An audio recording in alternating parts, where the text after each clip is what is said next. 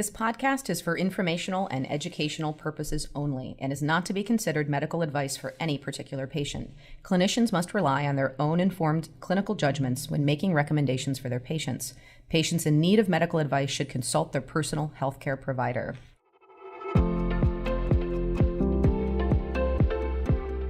From UPMC Children's Hospital of Pittsburgh, welcome to That's Pediatrics. I'm Carolyn Coyne. I'm a scientist in the Division of Pediatric Infectious Diseases. And I'm Brian Martin. I'm the Vice President of Medical Affairs here at Children's. It's our pleasure today to introduce our guest, Amanda Poholek. She's an assistant professor in the Department of Pediatrics and the Department of Immunology at the University of Pittsburgh School of Medicine. Her research interests include transcription factors, chromatin regulation, T-cell differentiation and effector function, and next-generation sequencing. Welcome, Amanda. Welcome, Amanda. Thanks so much for having me. So that was a lengthy, very scientific description, I would say, of your research. It was, right? Yeah. Brian sounded like a real scientist. Yeah, I tried. Why don't you tell us a little bit about what you do? Yeah, so I definitely would say I am a basic scientist who's interested in the immune system and in the cellular differentiation of that process. And so let me give you a little bit of background of why I think those things are interesting. So the cells in your body all have the exact same DNA, right? That's the blueprint for everything. And yet your cells all do different jobs. And that's really fascinating to me. How does that work? You have one blueprint, but yet you get to do different things based on that cell type. And so even in the immune system, that's true. The immune system is a makeup of lots of different cell types, and they all have different jobs to do, but they still have to work not only in concert together as a system, but they're constantly interfacing with other cells in your body because they have the ability to go everywhere. You know, your brain cells stay in your brain, but your immune system cells, they can go to every part of your body. So they also have to interact with all of those other cells. And yet every single one of those cells has a basic blueprint to do the same jobs. And so how that works is that you have this process called epigenetics, and you have this process called transcription factors that basically go in there and they tell the DNA exactly which parts to turn on and turn off and function. So that way all of those different systems in your body have the ability to work together in just the right way. The immune system to me is a really interesting system because when something goes wrong, you end up with a really severe disease. And that can be quite pervasive and have all different variety types of diseases, including Crohn's disease, inflammatory diseases, responses to infectious disease, and how you respond to a virus or bacterial infection, or sort of where I got my start, which was thinking about autoimmunity and how things can go wrong in the sense of actually driving an autoimmune disease like lupus or rheumatoid arthritis. And these are diseases that also affect children in large part. So there's lots of really interesting ways to think about how the cells in your body are getting different signals to do different jobs and how they interact with other cells in your body. And then those can result in diseases when things go wrong. Tell us a little bit about how you got started, sort of from the undergraduate to graduate school transition. Like what lit your fire here specifically? Yeah, so I'm glad. These functions. No, I'm glad you asked that question. So my family background has a lot of autoimmunity in it, which is why I brought that up earlier. My maternal grandmother died really young, way before I was born, when my mom was only 13 years old, of multiple sclerosis. This was a time for when autoimmunity wasn't really well understood. And so they actually thought her disease was largely neurological. And so most of the treatments that she received, which at the time were cutting edge, were not addressing the immune system whatsoever because they just didn't understand what it was. Mm-hmm. And so that has sort of pervaded through my family. My sister and I have a cousin who have sort of similar symptoms of types of autoimmune diseases. They're not exactly MS, but it became very clear to me that this was something that was being passed through our family in a hereditary way, but yet it was having its effect in slightly different ways because it wasn't the exact same disease every time. When I started graduate school, I knew I was really interested in sort of how cells functioned and how that when something went wrong, that led to diseases. But I was really open to what I wanted to work on. And so I started working in a lab that was focused on lupus, because that was an autoimmune disease, a systemic autoimmune disease. And that was my first foray into the immune system, and I just became totally fascinated. I couldn't walk away. So my graduate work was in the Department of Rheumatology at Yale University. And there we studied sort of the genetics of autoimmunity and lupus and T cells in lupus and how they specifically contribute. T cells are one of the really important parts of the immune system that can be considered kind of like the generals. They sort of have the ability to tell the other cells what to do and where to go and how to do their jobs. And so we studied how T cells in lupus contributed to that disease and how they particularly would sort of respond when they shouldn't and act as if they were seeing an infection when they weren't seeing an infection, and fight self instead of fighting non-self or fighting an infection. And that's really the result of a systemic autoimmune disease like lupus. From there, I became really interested in specifically how do T cells do their jobs? What is it that they need to see? And then once they see those things, what do they actually go on to do? And that really led me into the world of transcription factors, which is a really fascinating group of proteins that can specifically bind to the DNA, make changes, turn genes off and on, and really get at that idea of how the DNA in your body can be the same in every cell, but not necessarily act the same way in every cell. So I've been continuing to study how transcription factors change T cells and their function in different contexts. And during my postdoc, I started to learn at the NIH, the National Institute of Health, how those transcription factors can have really important jobs, and we started to really examine them using a process called next-generation sequencing. And that allowed us to actually really look where those transcription factors were binding to the DNA and how they specifically were doing those jobs in specific cell type specific ways. And that's really been sort of the beginning of everything that I now study in my own lab, looking at T cells in different diseases and transcription factors and how they can participate in that process, often using next-generation sequencing as our technology. So I guess sort of on the heels of that, next-gen sequencing, this has been, I'd say, a revolution certainly in science and our ability to look at expression levels. And could you define a little bit what that means, sort of how that's different? And I would say just on a technical level, scientifically, what that allows you to do that maybe you couldn't do in the past. Right. So in the past, when we wanted to know where something was happening in the DNA, we kind of had to know where to look to start. And we'd have to sort of have a basic idea and very carefully walk along the chromosome and try to find where things were. And it was very labor intensive. It was very slow. It was very expensive. What next generation sequencing has done is given us the ability to kind of look everywhere all at once and then see where the interesting places are. So it's a technology that allows you to start with nucleotides and then basically map them back to the genome and say, where are the interesting bits of what I started with?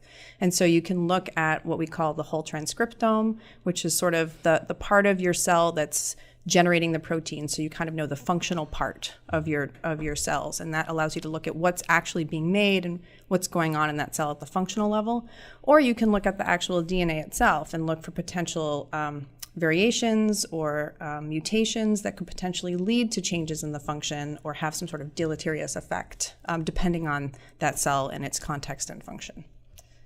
What sort of technological evolution was required for us to get to this sort of next-gen sequencing place where we are now, and what sort of challenges does that technology pose to you in your lab in terms of funding and in terms of like how you get to do what you do? Right. So the technology was obviously not something that my lab worked on. This was something that lots of really smart bioengineers were focused on doing. And it basically was that the concept is massively parallel sequencing. So you basically took what used to be a one at a time reaction over and you were able to sort of lay it down flat on a chip, if you can imagine, and do it in parallel multiple times, much, much faster than you used to be able to do. So it was physically the creation of a machine that had the technology to do that.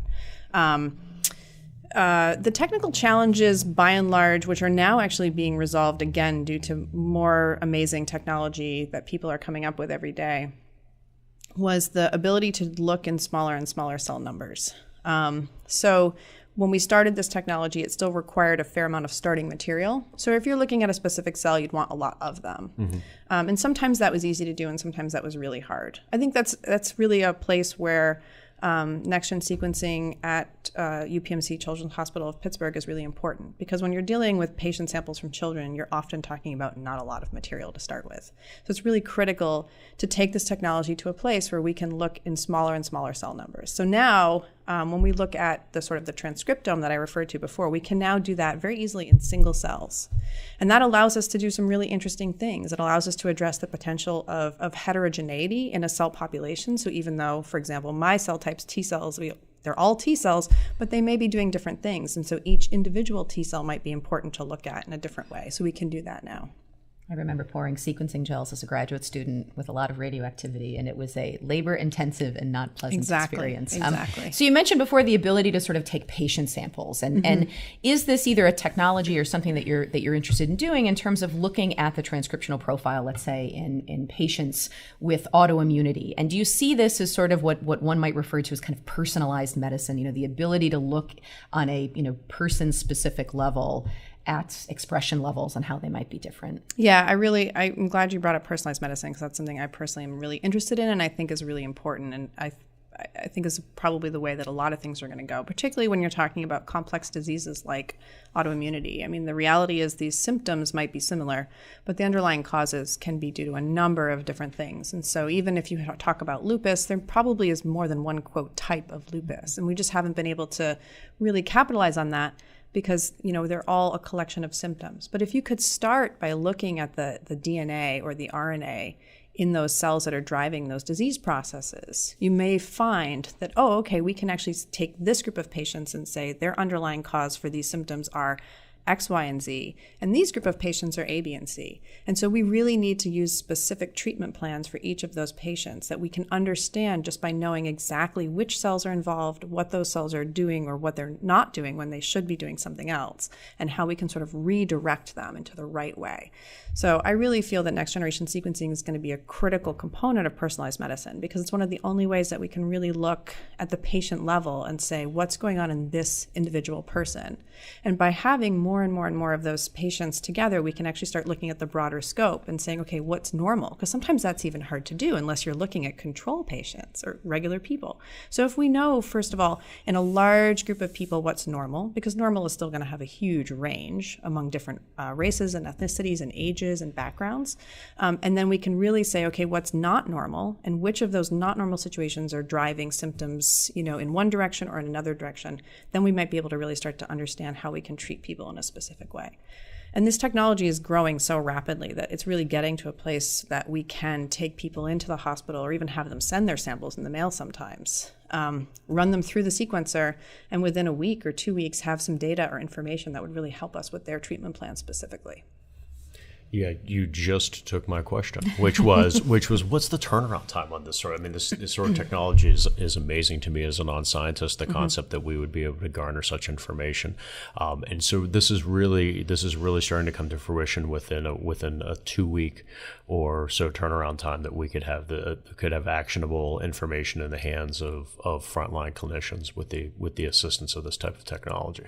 I mean, I think not right now today. Not right now, but that's where this is going. You can see it, and you can see it happening in the next 5 to 10 years where it really would be that way. I mean, there's certainly the main problems, of course, with these types of situations are infrastructure, and the bottleneck in a lot of this is sort of the analysis process. There's just not enough people who know how to do what needs to be done and then translate that back to either scientists or, more importantly, clinicians. What does that information mean, and how can I display it to them in a way that they can really quickly make a decision? Let's talk about that for a moment, because that's interesting, because I'm a non-scientist systems person, though, on the hospital side. So tell me about what does that workforce look like, and how is that? How are we here at Children's Hospital and UPMC dealing with the a future state which sounds like it's going to have incredible demand for this skill set? I think you really need to have a system where you have medical records that are easily accessible to everyone within the system. Okay. And you need to have a system where you have a sort of a group of individuals who can sort of be sitting there crunching through pipelines, or at least setting up pipelines that automatically run through those data sets so that the data comes in from the machine and then it goes straight into the computer system, and it can either be filtered very easily through automatic pipelines with reasonable levels of computing power that can then be sort of translated directly back to the clinician. I mean, a lot of this is all sort of in a computing system. So having those computing systems really pulled together in a way that made sense, and having the right individuals being able to sort of push that information along in the right way. The machines themselves, they exist as well, and they're relatively easy to use, and a lot of that has been put together in very clinically certified mechanisms so that you have everything, behind a wall of privacy, and everything is robotics and sort of very treated. Standardization obviously is a key thing here. So everything is treated in a very standardized way. And you have, individual ways of dealing with each part of that pipeline. But UPMC has invested in a new genome center that certainly has the machines that are capable of doing these types of things. And then it just really comes down to connected computing infrastructure. And so bringing it back just sort of to the basic science that you do, so the idea is that you're going to apply the NextGen sequencing to look at, let's say, immune cell populations and perhaps why my immune cells will or won't do what they're supposed to. And I guess that's sort of what I'm wondering. You mentioned before that obviously all of our cells have the same starting DNA, but maybe you could talk a little bit about what regulates that DNA, maybe differentially between different kinds of cell types, a T cell versus a B cell. Right. Yeah. So, I mean, I think this again comes back to the transcription factor conversation. There are specific populations of proteins that actually go to the DNA and sort of turn on or off regions of it. And what's really interesting to me is that the chromatin actually acts not in this linear fashion that we'd like to think about, right? But actually is this giant three-dimensional map.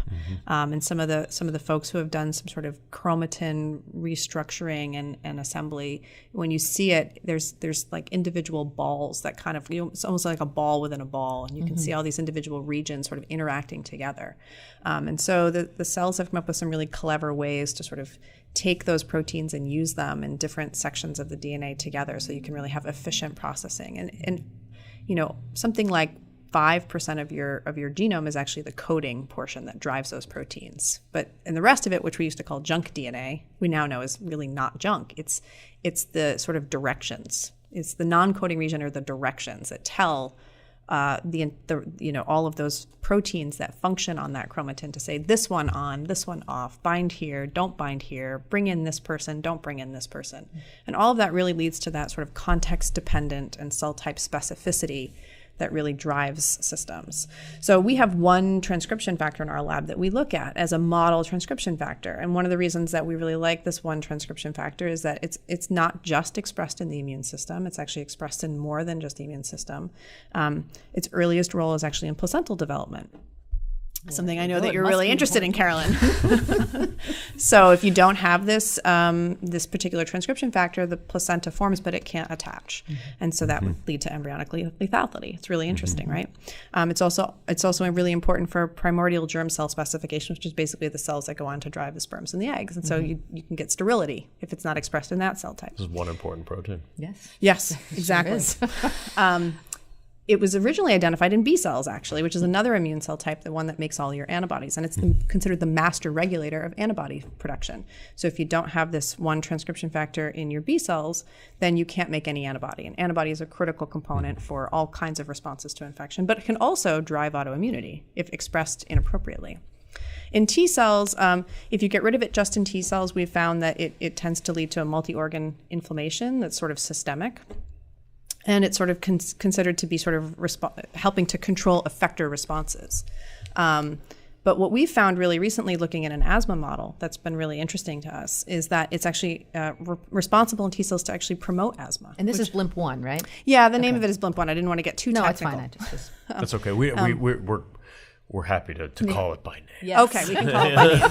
So if you don't have BLIMP1 in T cells, it can actually promote asthma. And so some new data in our lab that's still not published has really led us to realize that even in the T cell, when and where BLIMP1 is expressed can have different effects, whether it's expressed early, can maybe promote a type of cell that actually will drive a disease like asthma.